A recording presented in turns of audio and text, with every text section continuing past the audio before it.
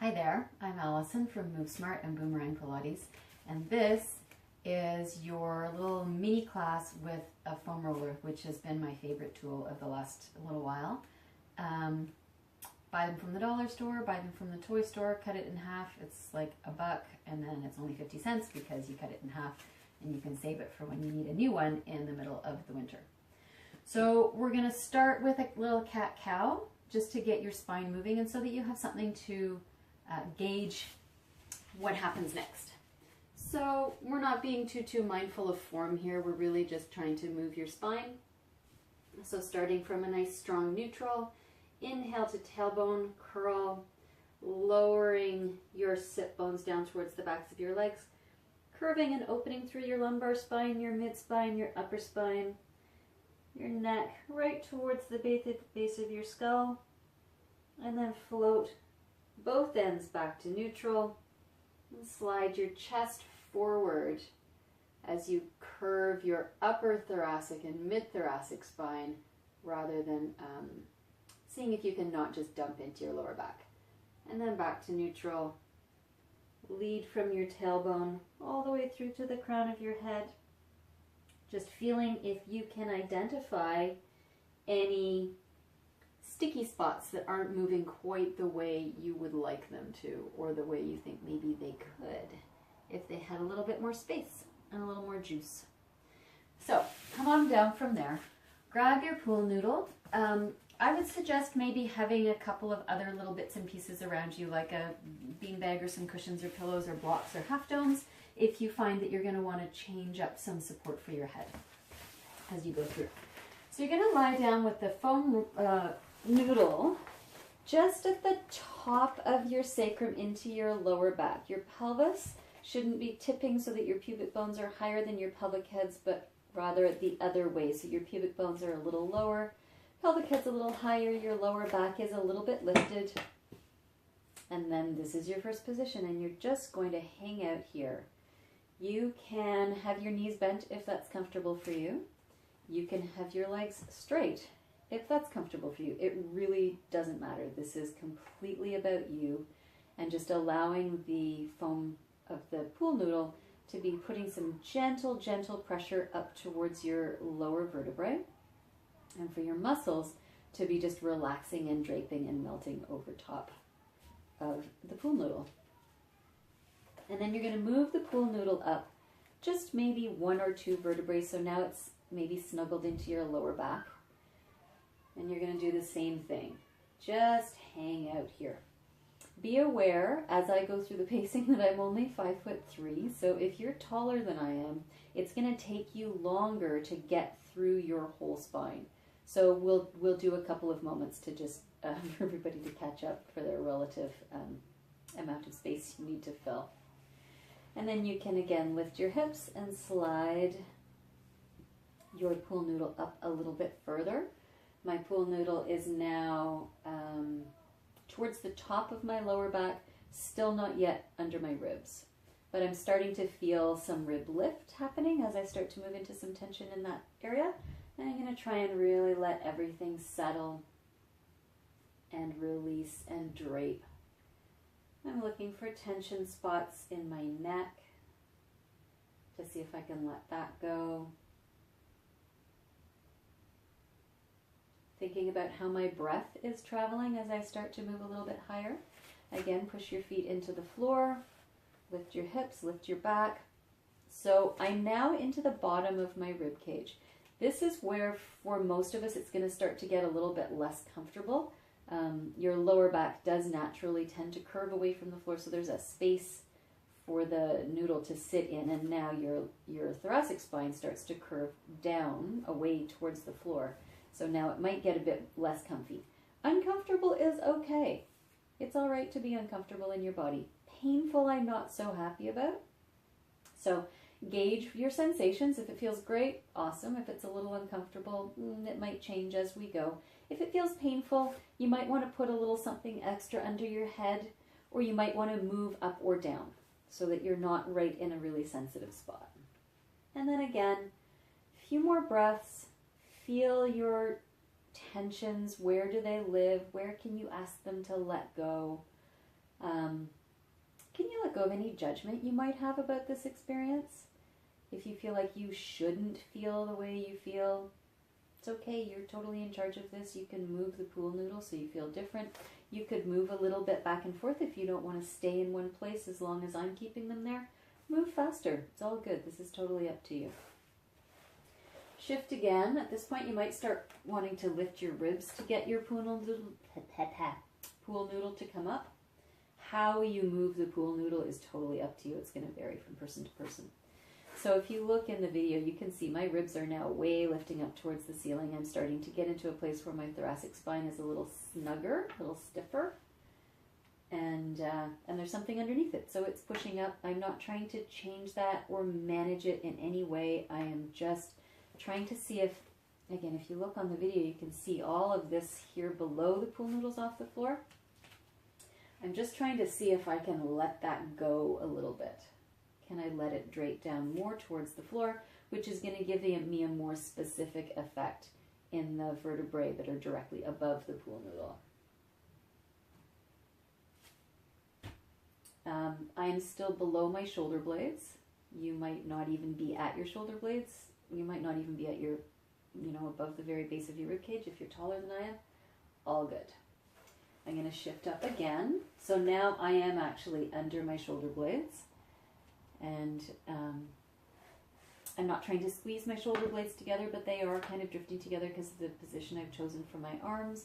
You could have your arms down by your sides. You could have them up overhead. That might be an interesting place to play with. We're going to do a little bit of that in the next pass.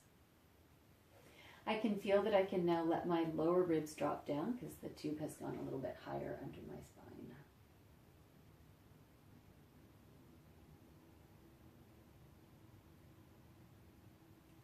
And then shift up again.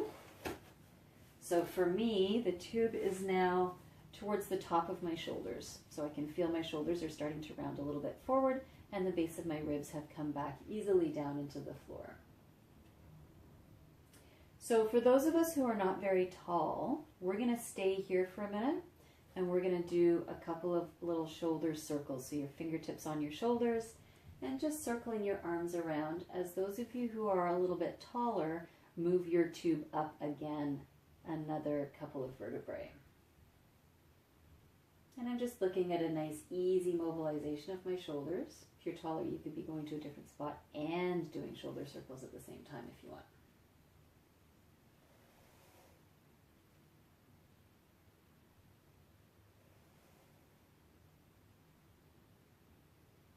So now we're going to move the tube back down again, and it's always interesting to notice if you had a place that was uncomfortable the first time, is it a little bit less uncomfortable on the second pass, or do you feel your mobility a little bit differently as you go through for a second time?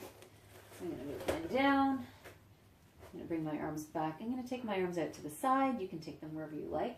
You might be wanting to play with something under your head. Beanbag, rolled up towel, half dome, yoga block, cushion, pillow, small dog, small child, whatever works for you.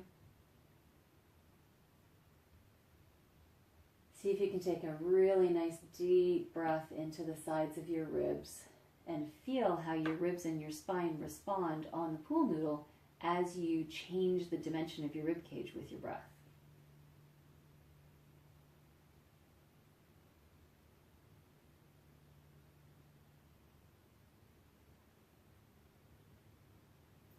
And then move the pool noodle down again.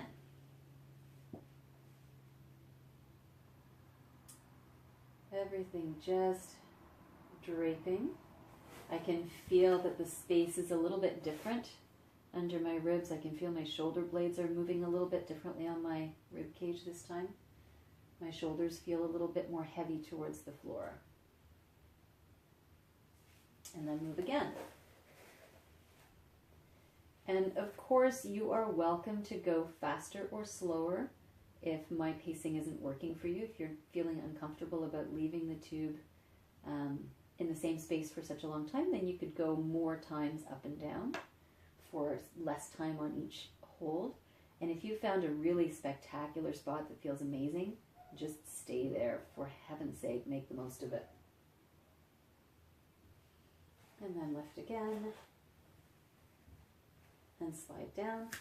I'm going to try taking my legs back down to the floor again, see how that feels.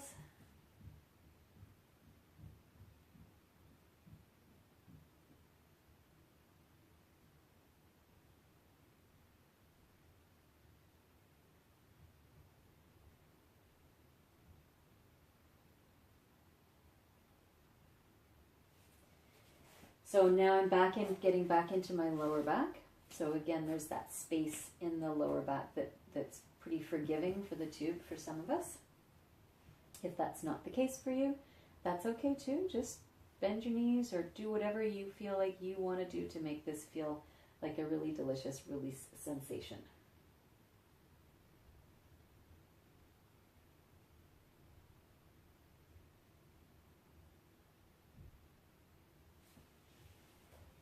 One more spot down.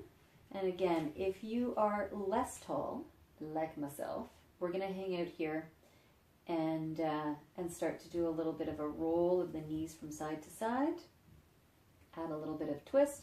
If you're taller and you have a little bit more spine you need to cover, then move down one more spot or two more spots, however many you need to cover to feel like you've gotten right back towards the very top of your sacrum.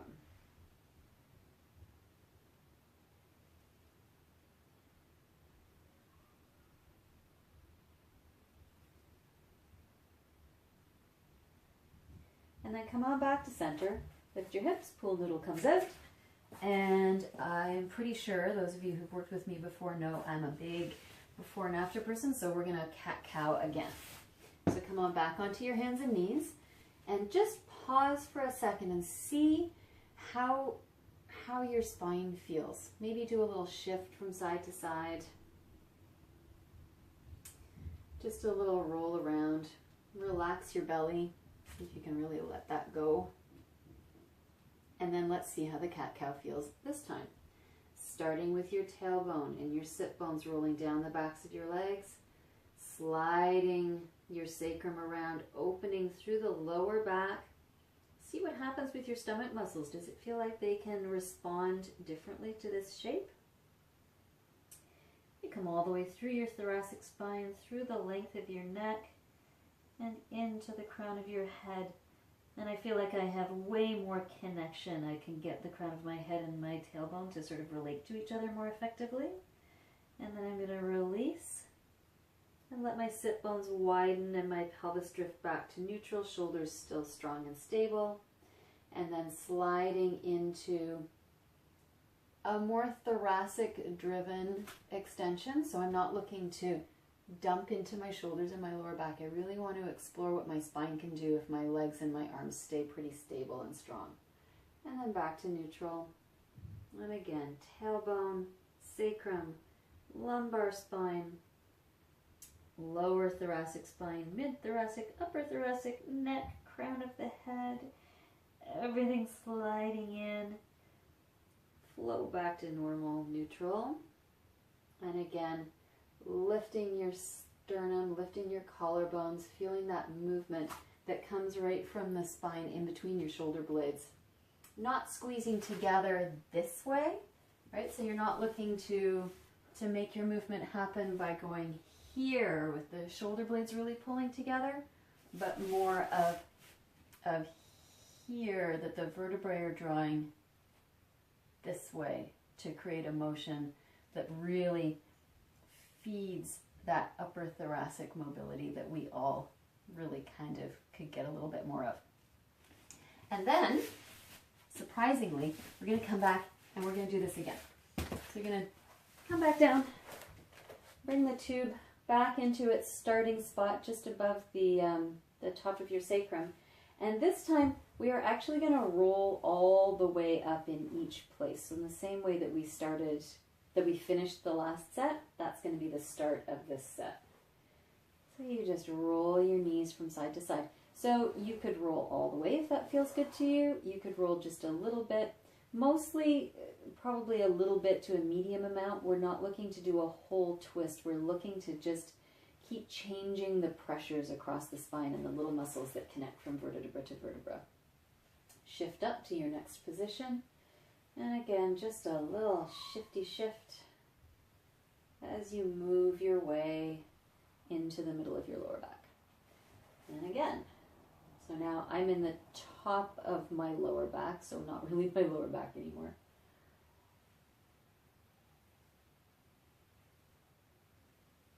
Check in with your throat and your tongue. Can you relax your tongue? I can't because I'm talking to you. But can you see if your tongue goes all the way down through to the bottom of your neck? See if you can really let it relax. And shift towards, I'm now at the bottom of my rib cage. And you're going to do your little roll from side to side here, as long as that's feeling good. This is, of course, where you might start wanting to put something extra under your head or your shoulders. It would be interesting to note if you really wanted to do that the first time and you don't feel the need for it this time. That would be a great indication that there's more pliability in your spine on your second pass. Shift up again another vertebra or so.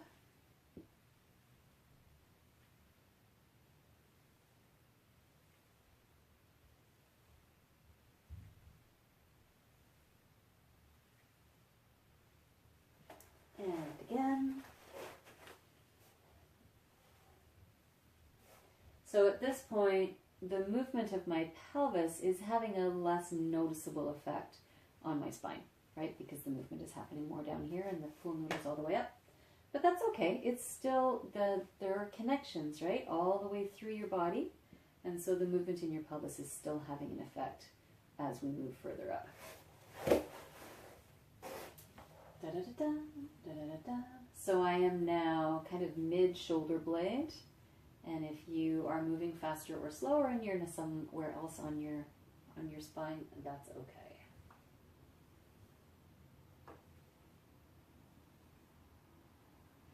okay. And now we're going to come back onto your hands and knees. And we'll start with just another regular old cat-cow, finding that sense of lengthening through your spine. And if it makes sense to you to just continue with that, then you go right ahead and do that. If you want to experiment with some undulations and see if that feels more doable than you think it might have done before, you go ahead and do that. So you shift back, tailbone curl, roll through, come forward, release. So it's a cat-cow, it's just a little more flowy.